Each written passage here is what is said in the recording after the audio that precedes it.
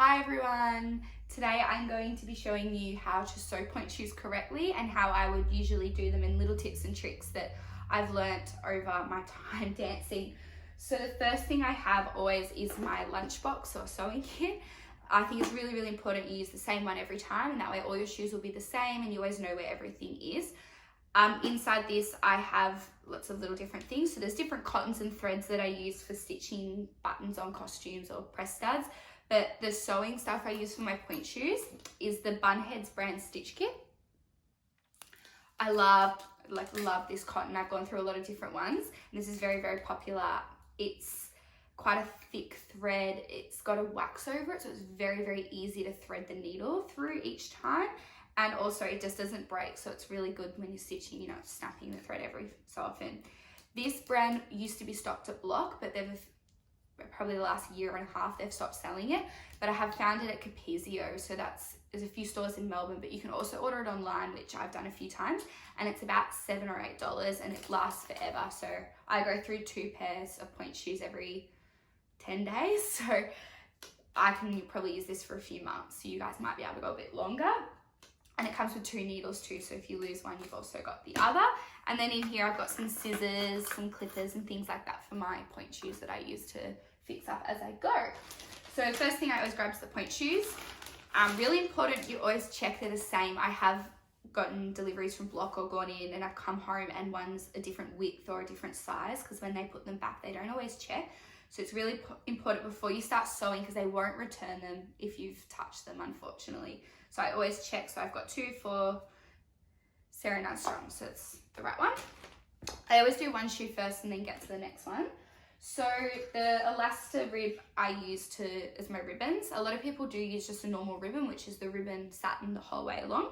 But I do prefer these as they've got this elastic about 2/3 up of the ribbon, okay? And this little piece here sits at the back of your ankle, and I find it's really supportive when you're on point, that the ribbon's not digging into the back of your Achilles. It's quite stretchy and it's really comfortable. It makes the ribbon go around exactly the right amount I want.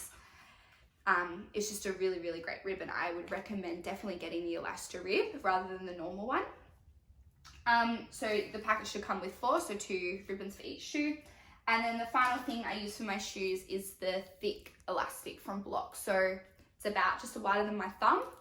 They do sell the thinner one that you often see on your ballet flats, but I find the thicker one really helps pull the point shoe up on my heel and avoids, when you're on demi point, that baggy part of the shoe that sticks out the satin. It really pulls it up and it avoids it slipping off my heel, which if you do ballet, you know it's really frustrating. So the thick elastic is great, and you can they give you so much in one thing that I usually use this for 2 pairs of shoes, so you get a lot out of it, and it's not too expensive. It's about $3 or $4. Okay, so starting with the point shoes. So the thread, take it out. I always start with my ribbons first. I find they're trickier than the elastic. So I do a good amount of thread, cut it off. All tangled. So I cut that off.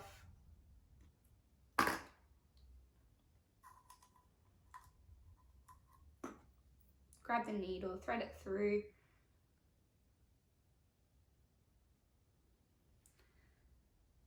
So once you've evened it up on the end, tie a nice knot at the end where the 2 ends meet. So just tie it, I always tie it around my finger. And then I'm good to go. So I just leave that to the side for a second. So measuring the ribbon can be quite tricky. There's 2 ways you can do it. I prefer folding it. I find that there's more in the shoe, so if it does tear, it's not going to rip off. It'll always be there. Some people cut it, but more people I know in the company that I work for, we all fold it. So there's one longer end of satin and then the shorter end. The shorter end is the one that you're going to stitch into the shoe. So for me, I usually fold it over about twice to about that thickness there, yeah? So not too far over.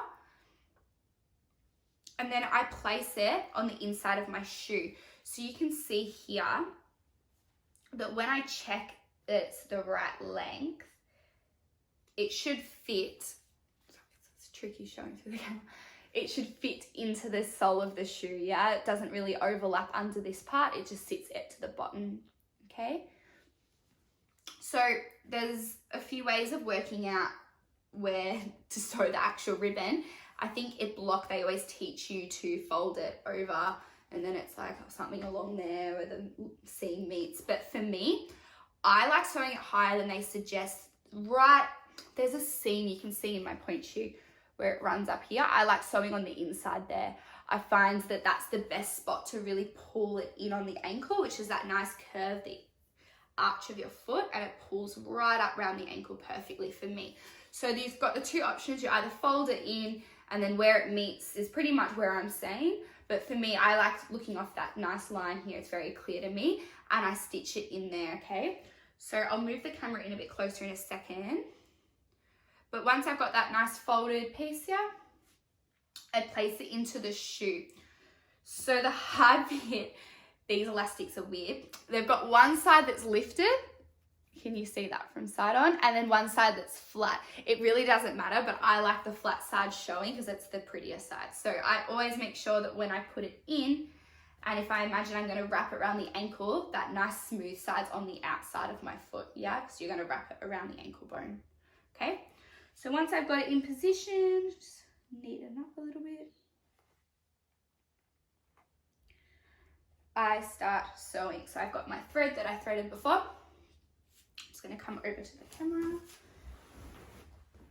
Okay, so making sure it's in the correct spot. You wanna thread it through the lining of the shoe. So if you go too deep, you're gonna have the cotton showing in the satin, and we don't want that. We want it just inside the shoe. So it's very, looks like someone's done it for you and you haven't sat here.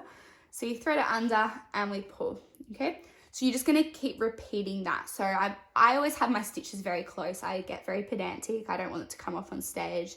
It's probably my worst nightmare. So I'm pulling it and pull through.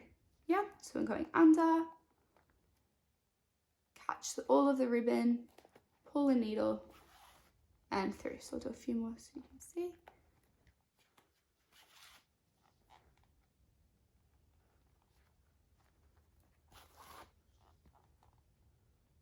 So I just keep doing this all the way down the ribbon, around the bottom, and then back up through the other side. So when I do this in a rush, I haven't done it yet, I do sometimes get the occasional thread showing on the outside, which is completely fine. Okay, so once I've finished stitching with the thread, I've double knotted it at the ends and cut it off. So you can see my stitching has gone down, up and around. So what I meant about stitching onto the satin, I did a bit on purpose so you could see those little bits are fine, but it's just meant that I've gone through the satin instead of just the lining, okay? So you can't even see it from there. And now that I've stitched it in the correct spot, you can see when I tie it, it comes up around the ankle bone, and that elastic is right at the back of my ankle, yeah? Can you see that? Okay, and then it just follows around. So that nice elasticity there is really, really comfortable on my Achilles, and it doesn't pull any tendons or anything like that. All right, next part. So once you've done one ribbon, you've obviously got to do the other side, which is the exact same thing. So you grab your ribbon, shorter side, fold, yeah. Find that nice seam and place and then start to sew, okay? I'm gonna skip to the elastic just to show you. So I've got this nice long piece of elastic here. So you wanna cut the sticky tape off it. Okay, and when you release this, it's very long. They give you so much. So obviously we're not gonna need a meter. So to measure the elastic, I always just start by stitching the first end in anyway, and then I'll measure it in a second. So grabbing our needle and thread again, measuring it out. You don't need half as much for the elastic, so only cut yourself a little bit here. That'll do. So that's probably half of what I did before. Same as before, just thread it through the needle. We're tying our knot at the ends.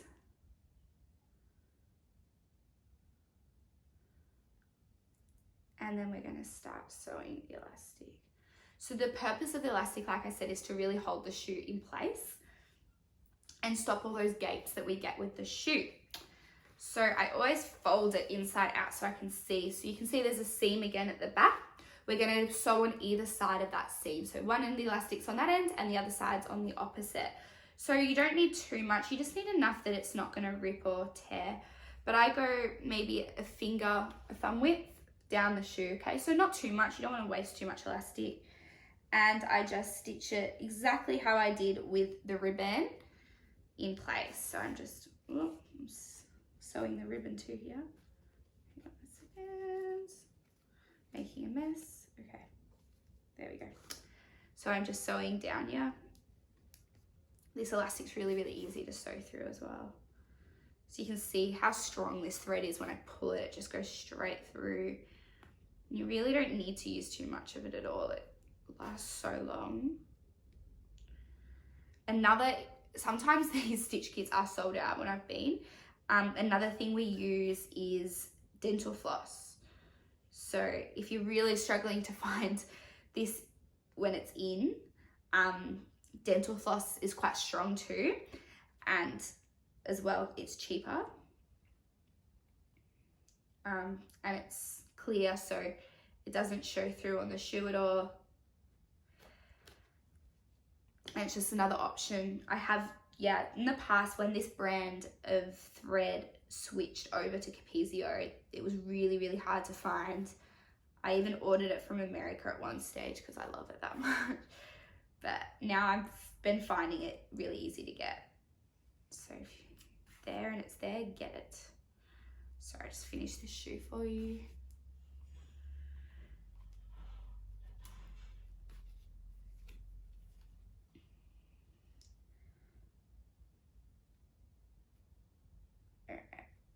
Sometimes the seams on these can be really, really hard. It's a hard pair. All right, so I'm just pulling it through to the ends, almost there. So like I said, it doesn't matter how pretty it looks on the inside. It's just more about security. So if one thread's a little bit longer than the other, don't worry about it. You'll know if it's in the right spot. All right, so once you get again to the top, we don't want to sew over that drawstring or else we're not going to be able to do anything. So pulling to the ends, last one. And then we're tying that double knot again. So around my finger, pulling it through, usually doing 2 just to be extra careful. And then just trimming that leftover bit off. Okay, so from here, to measure it, I place the point shoe on. So it's really good to do this with it on.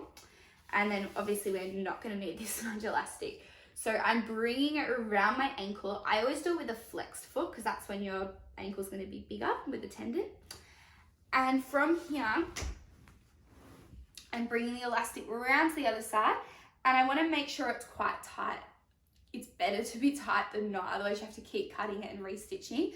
So I find that nice tightness, flex foot, I really just can lift it off. Not too tight that you've got no circulation, but that you feel that you won't be able to let the shoe slip off your heel. Okay, so I've measured that all the way around, just check. So keep my thumb where I've liked it, give it a snip. And then to match the other shoe, because we're not going to need that much again, I just take it onto the other, so I measure it from the inside of the other one that I've already sewn, measure it up, and then cut.